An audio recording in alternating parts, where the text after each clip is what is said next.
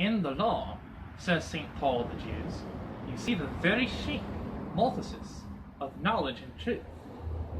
That was their glory, and their liability. They had it all, the very oracles of God, the splendor of the divine presence, and yet none of it possessed any validity for them, except within a certain fixed pattern of religion. The law was the mode that shaped everything into acceptability. St. Paul, indeed, will not hear a word against the law as such. It is holy and just and good. And yet the time came when it was to throw the stumbling block to knowing the very God whose truth it existed to shape. Bernethal, as we have seen, regarded the religious tenets today as comparable with this presupposition of the law which stood between the Jew and the gospel.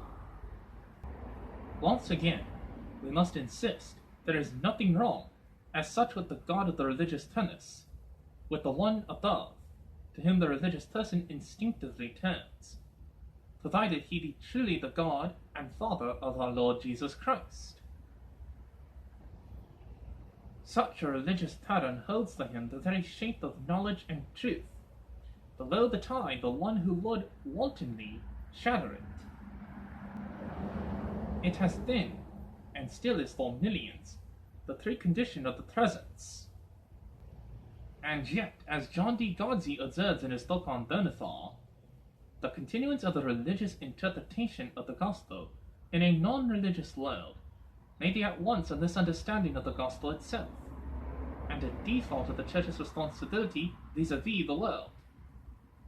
Bernethal has posed this question in a way that cannot be ignored.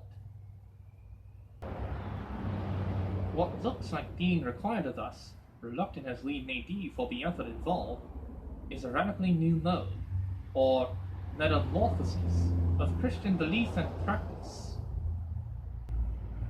Such a recasting will, I am convinced, leave the fundamental truth of the gospel unaffected.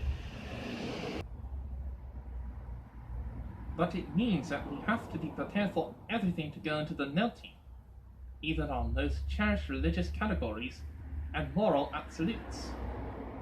And the first thing we must be ready to let go is our image of God himself.